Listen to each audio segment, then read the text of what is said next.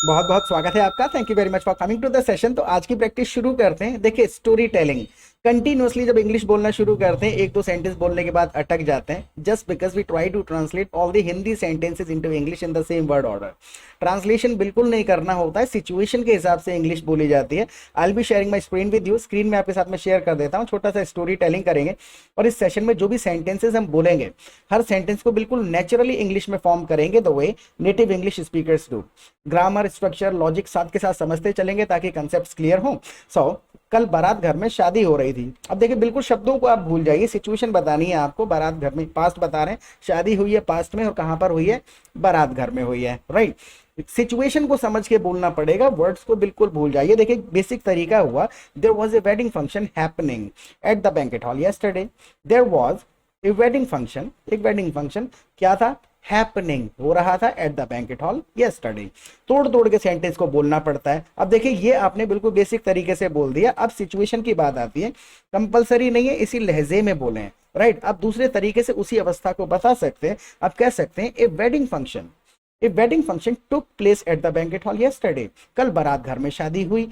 समझने वाली बात क्या है, यहां पर कह रहे हैं there was a wedding function happening at the banquet hall yesterday. जब पास्ट बता रहे हैं literal, a wedding function took place at the banquet hall yesterday. तो इन चीजों को समझने का और कॉन्वर्सेशन में यूज करने का बेस्ट तरीका क्या है? You just need to listen to the English and repeat every sentence after me loudly. हर सेंटेंस को जोर से बोलते चले जाइए, जिससे खुद से वर्ड ऑर्डर याद हो जाएंगे। 300 करीबन स्ट्रक्चर्स हैं। अगर आपको वो समझ में आ गए सिचुएशन के हिसाब से, तो समझ लीजिए you have mastered this language and you will be able to express any situation in English without even thinking about grammar. Grammar ज्यादा यूज नहीं होती, क्योंकि लिटरल ग्रामर के ऑल्टरनेट्स हमारे पास बहुत सारे होते हैं। जैसे कि there was a wedding function at the banquet hall yesterday. Normal बता दीजिए, बैंकेट हॉल में एक फंक्शन था। So there was a wedding function at the banquet hall yesterday. कल बैंकेट हॉल में एक वेडिंग फंक्शन था, राइट। देखिए, इनको सेंटेंसेस को अलग अलग तरीके से बोलने का तात्पर्य क्या है कि हमको सेंटेंस स्ट्रक्चर्स पता चले कि कौन सी बात को कितने शब्दों में कहा जा रहा है। Look at the next sentence. पूरा सेशन आप देखिए, खुद से आपको लॉजिक समझ में आ जाएगा, उसी में जो हमारे घर के बगल में है। अब देखिए, यहां पर क्या हो रहा है? There was a wedding function at the banquet hall yesterday, उसी में जो हमारे घर के बगल में है। अब यहां पर शब्दों को भूलना पड़ेगा, उस ही में की कोई ट्रांसलेशन नहीं है। याद करिए, जब हम किसी चीज पे एम्फेसाइज करते हैं, बारात घर पे एम्फेसाइज करने की कोशिश कर रहे हैं यहां पर, उसी में जो हमारे घर के बगल में है, तो किस तरीके से करेंगे? The one next to my door, the one next to my door. तो द वन कह करके हमने बारात घर पे एम्फेसाइज कर दिया। उसी में या उसी पर, एट बैंकेट हॉल, इन बैंकेट हॉल की जरूरत नहीं है।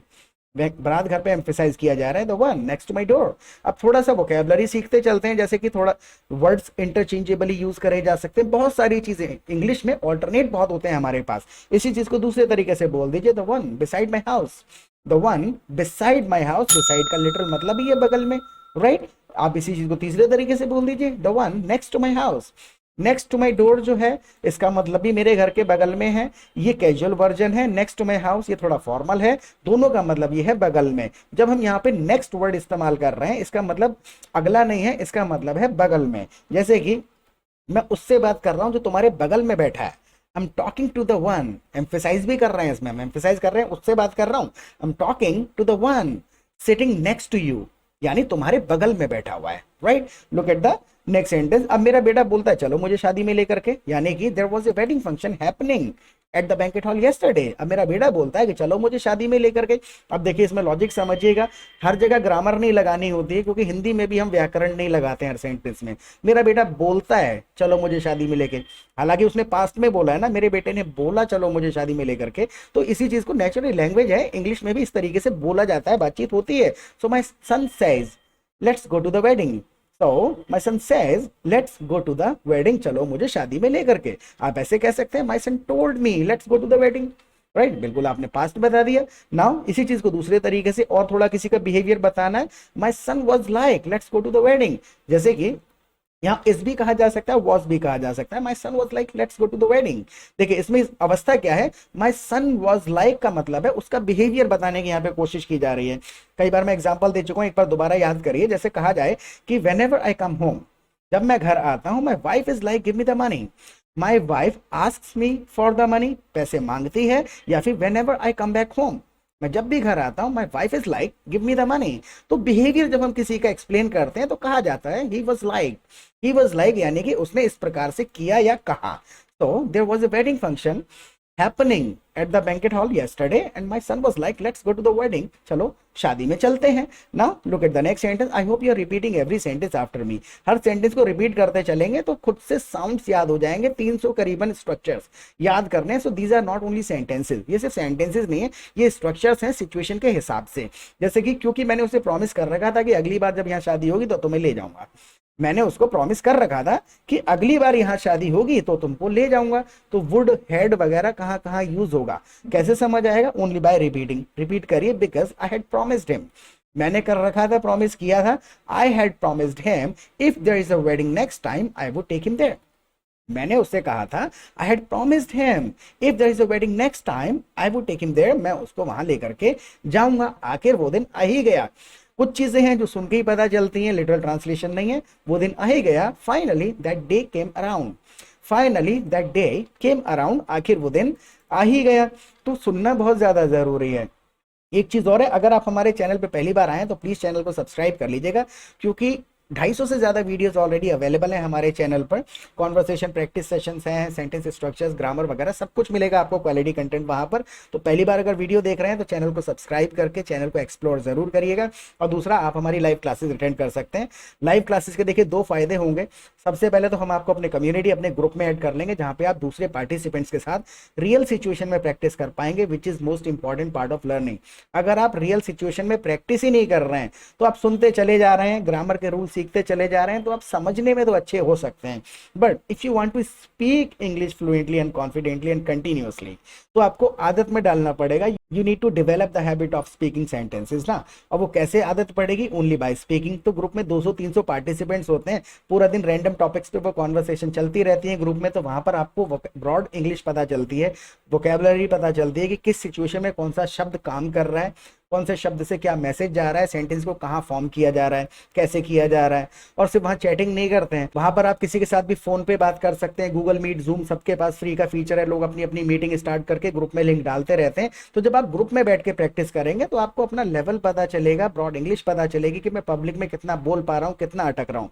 और शाम को लाइव क्लासेस होती है, तो वहां पर भी simply come together every evening and we discuss some complicated grammatical rules and sentence structure for 2 hours. 2 घंटे डिस्कशन चलता रहता है, किस बात को कितने तरीके से बोलना है, क्या ऑल्टरनेट्स हैं, इसके पीछे क्या ग्रामर है। तो डिस्कशन में जब आप बैठेंगे 1.5-2 घंटा रोजाना ऐसे सेशन में बिताएंगे, नए नए सेंटेंसेस सुनेंगे, 15-20 दिन में कंसेप्ट्स क्लियर हो जाएंगे, डाउट्स क्लियर हो जाएंगे।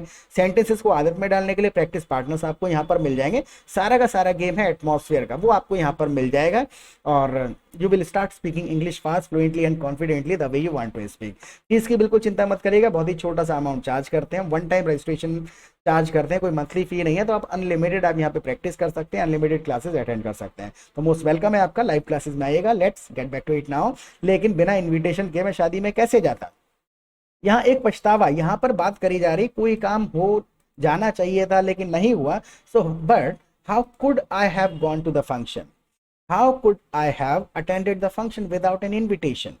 बिना इनविटेशन के कैसे किया जा सकता था? How could I have gone to the function without an invitation? बिना इनविटेशन के। अब इसी चीज को घुमा फिरा करके, वही है 300 स्ट्रक्चर्स हैं, उसमें से 2-4 यूज करते हैं इसी सेंटेंस में। How could I have attended the function unless I was invited? Unless यानी कि जब तक हमें इनवाइट नहीं किया गया था। या फिर आप ऐसे कह दीजिए, how could I have attended the function until I was invited? Until मतलब जब तक मुझे इनविटेशन, समय पे एम्फेसाइज कर दिया आपने। तो एक सेशन से सारी चीजें नहीं समझनी, जितना समझ आता है बहुत अच्छी बात है, अडॉप्ट करिए, अगले सेंटेंस पे छोड़ दीजिए, क्योंकि 250 से ज्यादा वीडियोस अवेलेबल हैं जहां पर सिचुएशन के हिसाब से इजीली समझ आ रहा होगा, वहां पर हमने समझाया हुआ है, राइट। तो अनटिल अनलेस का डिफरेंस है, कई बार हम अलग अलग सिचुएशन में समझा चुके हैं। तो जब आप वीडियोस देखेंगे, 15-20 वीडियोस देखेंगे, उसके बाद जब आप देखेंगे तो आपको लगेगा अरे ये सारी चीजें रिपीट होने लगी हैं।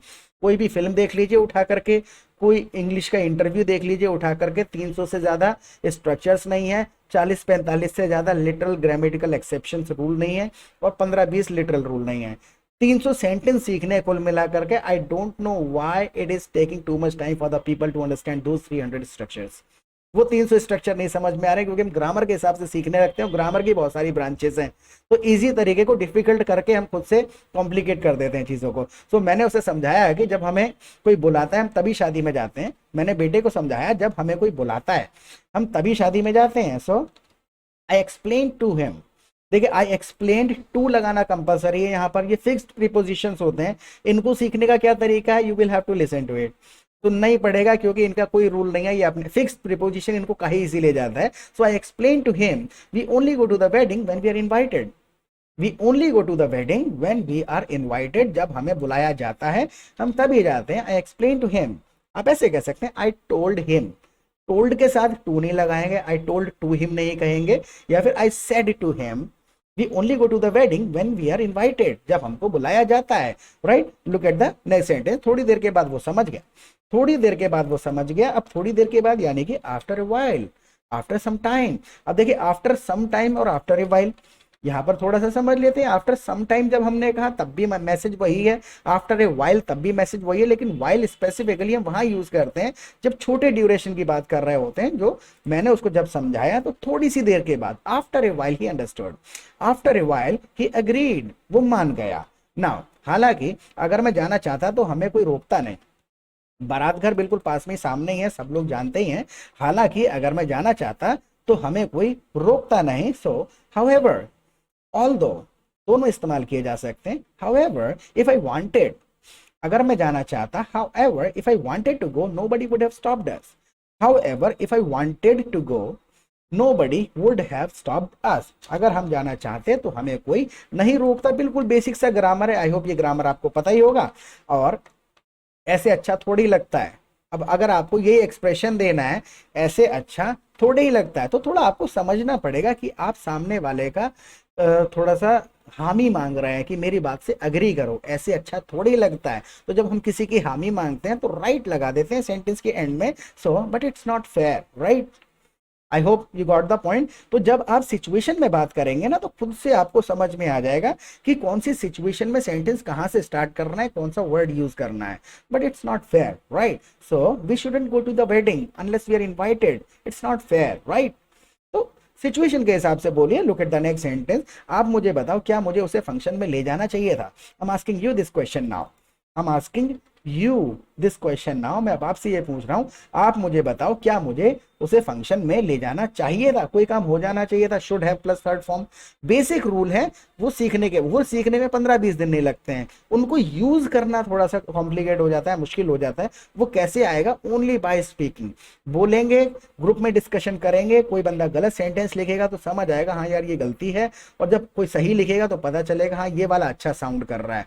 You need to give it some time, समय देना पड़ेगा। बड़ी अजीब और गरीब कॉल आती है हमारे पास में कि सर मेरा 9 तारीख को एग्जाम है, मतलब 7 तारीख को कॉल आ रहा है, 9 को मेरा एग्जाम है, इंग्लिश सीखनी है। तो ऐसा नहीं है, पहले से तैयारी करनी पड़ती है, सब समय लगेगा थोड़ा सा, लेकिन ऐसा नहीं है, it is not going to take decades, बहुत दशक नहीं लगेंगे, but it will take about 1 और 2 मंथ्स थोड़ा सा आदत में डालने के लिए। तो आप मुझे बताओ क्या मुझे फंक्शन में ले जाना चाहिए था उसको। So now you suggest to me, देखिए now you tell me, tell के साथ नहीं लगेगा लेकिन सजेस्ट वर्ड यूज कर रहे हैं। You suggest to me, should I have taken him to the wedding, should I have taken him to the wedding, क्या मुझे उसको ले जाना चाहिए था, राइट। जैसे कि you should have told me, तुमको मुझे बताना चाहिए था। यहाँ पर क्वेश्चन कर रहे हैं should I have taken him to the wedding, क्या ले जाना चाहिए था। सजेस्ट वर्ड जब यूज कर रहे हैं तो सजेस्ट के साथ टू इस्तेमाल करेंगे। नाउ यू टेल मी, आप मुझे बताओ, या फिर now you suggest to me, should I have taken him to the wedding, क्या मुझे इसे शादी में ले जाना चाहिए था। Now look at the next sentence, या मैंने सही किया। अब यही आपको पूछना पड़े या फिर मैंने सही किया, तो एम्फेसाइज करने का तरीका पता होना चाहिए। सो और what I did was right, जो मैंने किया वो सही था, what I did was right, जो मैंने किया वो सही था। ये कैसे पता चलेगा, लाइव क्लासेस में आइएगा और इस सेशन के बारे में प्लीज मुझे फीडबैक दीजिएगा कि इससे थोड़ा बहुत आपको लॉजिक ऑफ स्पोकन इंग्लिश समझ में आया या नहीं आया, और प्रैक्टिस करते रहें। फिर मिलेंगे एक नए सेशन के साथ। Till then bye.